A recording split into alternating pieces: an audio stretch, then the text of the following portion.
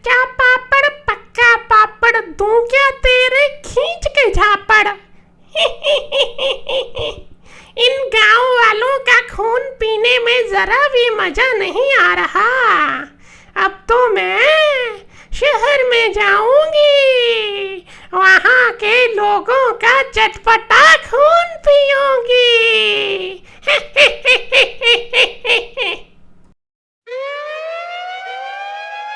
प्रेम नाम है मेरा। एक हॉस्टल में 3 दोस्त रहते थे, रवि, पुनीत और राजेश। तीनों अच्छे दोस्त थे और तीनों ही पढ़ने में, शरारत करने में, खेल में, सब चीज़ों में आगे थे। इसलिए सब उनको पसंद करते थे और इसी बात का फ़ायदा उन लोगों को मिल जाता था। जब भी वो शरारत करते और पकड़े जाते तो उनको छोड़ दिया जाता था। एक रात की बात है, उन सब ने आपस में बात की। यार बहुत दिन से लगातार पढ़ाई कर करके बोर हो गए हैं, आज मूवी चलती है। रवि तू बोल तो सही रहा है, पर अचानक से कैसे जाएंगे? भाई मेरे पास एक आइडिया है, रात 9 बजे वाले शो में चलते हैं। सबको बोल देंगे कि तबीयत खराब है और सुबह चले जाएंगे और एक सही मौका देखकर निकल जाएंगे। सही कहा राजेश, आज रात ऐसा ही करते हैं। उस रात तीनों ने ऐसा ही किया और अपने हॉस्टल से 6 किलोमीटर दूर एक थिएटर में मूवी देखने चले गए। उस टाइम या तो वो पैदल जाते या साइकिल से, उनके पास और कोई रास्ता नहीं था, तो वह तीनों एक ही साइकिल पर बैठकर चल दिए। रात अंधेरी थी तो उन्होंने अपने साथ एक टॉर्च लाइट भी रख लिया। मूवी हॉरर थी। मूवी खत्म होते होते 12 बज गए। सब लोग अपने अपनी गाड़ियों से, कोई रिक्शे से, कोई मोटरसाइकिल से और कोई अपनी साइकिल से अपने अपने घरों को लौट गए। पर इनके हॉस्टल का रास्ता दूसरी तरफ था और ये तीनों मूवी देखकर बहुत डर गए थे। भाई मेरी मानो तो आज हॉस्टल नहीं जाते, बहुत डर लग रहा है। मुझे भी बहुत डर लग रहा है, कितना भयानक जंगल है। बेटा आज हॉस्टल नहीं पहुंचा ना तो कल क्लास लग जानी है। आज भी हो, आज हॉस्टल जाना ही होगा। हाँ पुनीत सही कह रहा है, डरने से क्या होगा, मन से डर को निकालते हैं और हॉस्टल में चलते हैं। वैसे भी ये फिल्में काल्पनिक होती हैं, हमारे मनोरंजन के लिए बनाई जाती हैं, और वैसे भी हॉस्टल में सब परेशान हो रहे होंगे। जंगल के भूत से हम बच जाएंगे, पर हॉस्टल के भूतों से हमें कौन बचाएगा? ऐसा बोलकर तीनों हंसने लगते हैं और साइकिल लेकर हॉस्टल की ओर चल देते हैं। हॉस्टल और थिएटर के रास्ते में एक छोटा सा जंगल पड़ता था। वो बहुत डरावना और अंधेरा भरा था। जब वो लोग वहां से गुजर रहे थे तो तीनों बहुत डरे हुए थे। टॉर्च की लाइट में रास्ता देखते देखते धीरे धीरे साइकिल चला रहे थे। तभी साइकिल के आगे बैठे रवि ने बोला, भाई ये पेड़ पर क्या लटक रहा है? भाई नीचे नहीं, पेड़ पर देखो। तीनों ने जैसे ही पेड़ पर देखा, एक चुड़ैल का लटकता हुआ हाथ उनके साइकिल के हैंडल पर आ गिरता है। तीनों डर के मारे बेहोश हो जाते हैं। सुबह जब 4 बजे पुलिस की पेट्रोलिंग जीप आई तो पुलिस वालों ने उनके चेहरे पर पानी मारा और उनके होश पर आने पर उनसे उनका एड्रेस पूछकर उन्हें हॉस्टल में छोड़ा। उन तीनों का कल रात की घटना से सर भारी था। वह हॉस्टल पहुंचकर फ्रेश होकर कुछ नाश्ता करके दोबारा सो जाते हैं। उन्होंने रात की घटना के बारे में किसी से कोई जिक्र नहीं किया। ऐसे ही रात हो जाती है, पर दिन में अच्छी नींद लेने के कारण उन तीनों को रात में नींद नहीं आ रही थी। तभी उनका दोस्त रोहित उनके कमरे में आया और उनसे बातें करने लगा।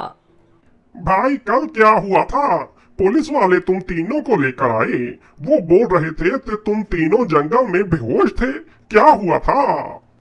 कुछ नहीं भाई, बस कल हम बोर हो रहे थे तो मूवी देखने चले गए थे। जब मूवी देखकर वापस आ रहे थे तो हमें पेड़ पर एक चुड़ैल दिखी जिसके हाथ जमीन तक झूल रहे थे। उसके हाथ बहुत लंबे थे, बड़े बड़े नाखून। रवि ने बस ये बोला ही था कि उनके सामने रोहित पेड़ वाली चुड़ैल में बदल जाता है। ये सब देखकर तीनों फिर से बेहोश हो जाते हैं।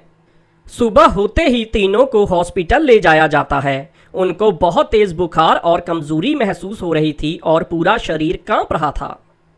उन तीनों के चेहरे को देखकर यही लगता था जैसे उन तीनों ने कुछ बुरा अनुभव किया था। 2 दिन बीत गए, उनके हालत में बहुत सुधार हो गया था। एक रात उनके पास एक नर्स आती है। वह तीनों को दवा देती है और उनको इंजेक्शन देती है। अब पहले से कैसा लग रहा है? हम सब पहले से ठीक हैं। चलो अच्छी बात है, तुम सब जल्दी ठीक हो जाओगे। अच्छा बताओ, आखिर तुम लोगों को हुआ क्या था? सिस्टर, हम मूवी गए थे। वहां से जब आ रहे थे तो रास्ते वाले जंगल में एक हाथ लटकता देखा। जब हमारी पेड़ पर गई तो हम बेहोश हो गए। पेड़ पर चुड़ैल थी। पुलिस वाले सुबह हॉस्टल छोड़ गए और उसी रात हमारा दोस्त आया। उसने हमसे पूछा तो हमने जैसे ही उसे सब बताया, वो भी चुड़ैल में बदल गया। वो हमारा दोस्त नहीं, वो वही चुड़ैल थी।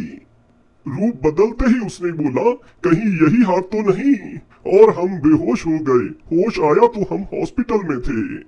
ये सब सुनकर नर्स मुस्कुराने लगती है। सिस्टर, आप क्यों मुस्कुरा रही हो? क्या बात है? नर्स ने बोला, कहीं यही हाथ तो नहीं था? ये बोलते ही नर्स उस चुड़ैल में बदल जाती है। उसके भी लंबे लंबे हाथ हो गए और वो हंसने लगी। ये सब देखकर तीनों फिर से बेहोश हो गए। वहीं दूर दरवाजे के पीछे खड़ा एक आदमी ओम प्रकाश सब सुन और देख रहा था। ये सब देखने के बाद उसको बहुत अजीब लगा और वह जानना चाहता था कि आखिर उन लड़कों के साथ क्या हुआ था। ओम प्रकाश इन सब के बारे में जानने के लिए जंगल में उस पेड़ के पास गया जहां उन तीनों दोस्तों को चुड़ैल दिखी थी। जब वो वहां गया तो उसने एक दो लोगों से पूछताछ की, पर उन्हें इस बारे में कुछ पता नहीं था। तभी उसे वहां एक बूढ़ा आदमी बंसी काका दिखाई दिया, जो लालटेन लेकर अपनी झोपड़ी की तरफ जा रहा था। ओम प्रकाश ने उस बूढ़े आदमी को जल्दी से रोका और पूछा, बाबा रुको जरा, आपसे कुछ पूछना था उस पेड़ के बारे में। तुम जाओ यहाँ से, मैं इस बारे में कुछ नहीं कहना चाहता। जाओ जाओ। अरे सुनो तो, रुको बाबा, मैं आपके आगे हाथ जोड़ता हूँ। बच्चों का सवाल है। 2 दिन पहले पेड़ के नीचे वहां उस हॉस्टल के तीनों बच्चों की हालत बहुत बुरी है। उन बच्चों ने बताया था कि इस पेड़ के नीचे कुछ उनके साथ दुर्घटना हुई थी। उन्होंने इस पेड़ के नीचे कोई भूत चुड़ैल जैसा देखा, जिसकी वजह से वह तीनों दोस्त डर के मारे सदमे में चले गए। बंसी काका ये सारी बातें बड़े ध्यान से सुन रहे थे। ओह, तो ये सब फिर हो गया। फिर का क्या मतलब? ऐसा पहले भी हुआ है क्या? हाँ बेटा, ये कोई पहली बार नहीं हुआ। ऐसी दुर्घटनाएं पहले भी कई बार हो चुकी हैं। हॉस्टल का कोई भी आता जाता है तो उसके साथ ऐसा ही होता है। पहले उसके साथ कुछ घटनाएं होती हैं, फिर वह सदमे में चला जाता है। सिर्फ हॉस्टल के लड़कों के साथ ऐसा ही क्यों होता है? किसी और के साथ ऐसा क्यों नहीं होता? फिर बंसी काका ओम प्रकाश को पूरी कहानी बताते हैं। बेटा, कुछ साल पहले की बात है। हॉस्टल के कुछ शरारती लड़के लड़कियों को परेशान करते थे और उनको ठीक से पढ़ने नहीं देते थे। और शरारत करके जब पकड़े जाते तो उन लड़कियों का नाम लगा देते। एक लड़की थी रेशमा। वह बहुत ज्यादा उन लड़कों की शरारतों से परेशान हो चुकी थी। रेशमा ने उन लड़कों की शरारतों से दुखी होकर इस पेड़ पर आत्महत्या कर ली थी। तभी से उस रेशमा की आत्मा उस पेड़ के पास भटकती है और इसलिए वह सिर्फ हॉस्टल के लोगों को ही मारती है। अच्छा, तो ये सारी बात है। बाबा, ऐसे तो वो चुड़ैल इस पूरे हॉस्टल के लोगों को मार देगी। बाबा, इसको नष्ट करने का कोई उपाय नहीं है क्या? हाँ है, उपाय तो है। इस पेड़ को रात होने से पहले जलाना पड़ेगा। अगले दिन सुबह ओम प्रकाश और बंसी काका दोनों आते हैं और उस पेड़ को जला देते हैं।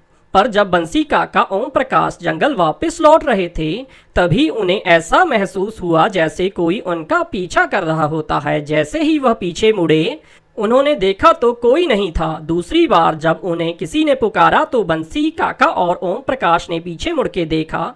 वहां एक औरत खड़ी थी जो उनसे जंगल के बाहर जाने का रास्ता पूछ रही थी। सुनिए, क्या आपको इस जंगल से बाहर जाने का रास्ता पता है? मैं यहाँ भटक गई हूँ। हाँ, हम दोनों भी जंगल के बाहर की तरफ ही जा रहे हैं। आप हमारे साथ चल सकती हैं। वह औरत उन दोनों के साथ साथ चलने लगती है। तभी बंसी काका की नज़र उस औरत के पैरों की तरफ गई।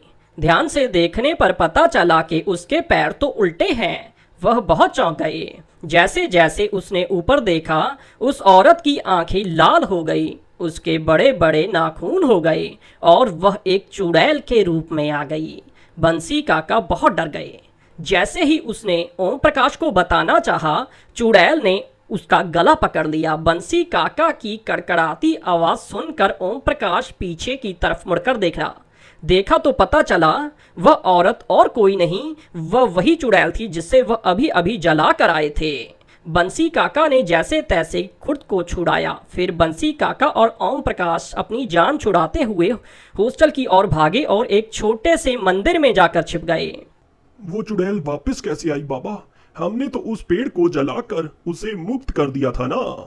हाँ, वही तो मैं सोच रहा हूँ, वो चुड़ैल वापस कैसे आई? थोड़ी देर सोचने के बाद बंसी काका को याद आया। वो चुड़ैल अपना बदला लेने इसलिए आई है क्योंकि उसे उन लड़कियों से माफी मंगवानी है। अब एक ही रास्ता है, वो लड़के उस चुड़ैल से माफी मांगे और उसे कहें कि आज के बाद कोई लड़की तो क्या, हॉस्टल का कोई भी इंसान किसी भी व्यक्ति को परेशान नहीं करेगा। फिर वह चुड़ैल हमेशा के लिए मुक्त हो सकती है। फिर ओम प्रकाश और बंसी काका मंदिर के बाहर की तरफ देखते हैं तो कोई भी नजर नहीं आता। तभी वह दोनों हॉस्पिटल की तरफ चल पड़ते हैं। हॉस्पिटल पहुंचकर उन तीनों लड़कों से मिलते हैं और सारी बात बताते हैं। तुम तीनों को उस चुड़ैल से माफी मांगनी पड़ेगी, तभी वह शांत होगी। तुम सबको हमारे साथ चलना होगा। वह चुड़ैल जरूर उस पेड़ के पास ही होगी जिसे हमने जलाया था। सुमित, पुनीत, राजेश, ओम प्रकाश और बंसी काका साथ मिलकर उस चुड़ैल के पास जाते हैं। चुड़ैल वहीं उस पेड़ पर बैठी होती है। सुमित, पुनीत और राजेश जैसे ही उस चुड़ैल के पास जाते हैं, चुड़ैल उसे मारने के लिए आती है। सुमित, पुनीत और राजेश उस चुड़ैल के सामने अपने घुटनों पर बैठकर उससे हाथ जोड़कर माफी मांगने लगते हैं। चुड़ैल, हमें माफ कर दो। हम दोबारा किसी भी व्यक्ति को परेशान नहीं करेंगे, हम आपसे वादा करते हैं। और जो आपके साथ हुआ, आज के बाद किसी के साथ नहीं होगा। हमें हमारी गलती का पछतावा हो चुका है। ठीक है, मैं तुम्हारी माफी से सहमत हूँ। मुझे अब तुम पर विश्वास है कि अब आप किसी को परेशान नहीं करेंगे और जो लोग दूसरों को परेशान करते हैं उन लोगों को ऐसा करने से रोकोगे। अब मैं यहाँ से जा रही हूँ क्योंकि तुम लोगों की माफी से मेरा मन बदल गया है। अब मैं आसानी से मुक्त हो सकती हूँ। तो दोस्तों, अगर आपको कहानी पसंद आई हो तो जल्दी से जल्दी चैनल को कीजिए सब्सक्राइब। जल्द हाजिर होंगे एक और नई कहानी के साथ। प्रेम नाम है मेरा।